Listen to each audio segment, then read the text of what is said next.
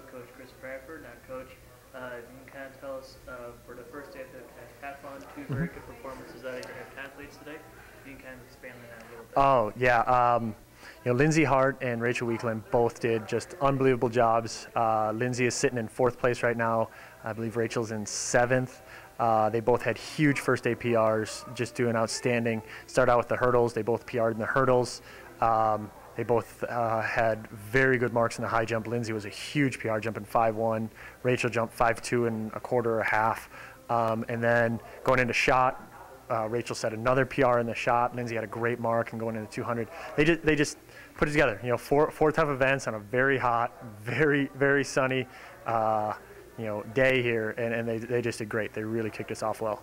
You kind of mentioned the weather right there. How much did that play a factor into it, and how much do you expect for it to play a factor into the rest of the track meet? You know, I actually think the weather is actually helping out more than it's really hurting us, because that's going to really lead to some great performances. We're not worried. There's not a whole lot of wind so far. There's not a whole lot of cold temperatures. So the heat, they're really going to have some great marks because of that. But what we got to do is be careful that it doesn't drain us and take it away.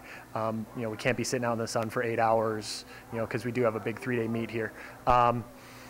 But yeah, the weather is supposed to change a little bit. It's supposed to get a little windier, and we're just going to kind of have to roll with the punches. And we're from Gunnison, and we're used to swings in the weather over there.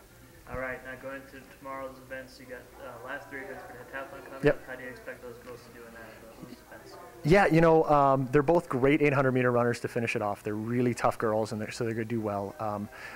Rachel's a great javelin thrower. She's really been improving in that, so she should do well there. And they've both had huge improvements at our home meet 2 weeks ago in the long jump, both setting big personal bests there. So those 3 events, usually aren't more of their traditional big events, but the way they've been kind of progressing, I'm really excited about where they can go. All right, tomorrow, besides the heptathlon, a couple of big events for Western State tomorrow, including the steeplechase. For people who didn't know, the FlowTrack article last week kind of got a lot of people talking. Yeah. How do you expect the steeplechase on the men's side to kind of look at? It's we've got 5 guys who are qualified for the nationals, 4 automatic, and then you got our 6th guy, Garrett Wilson, who's less than a second away from qualifying for the national meet. So we've got a big group, but they're not the only ones in the conference. Metro's got a guy who's very solid. Adams has got a guy with some good PRs. Not to mention some of the other schools as well. So it's not going to be a cakewalk for them, but they need to run smart and run together and really run as a team, and they should be fine.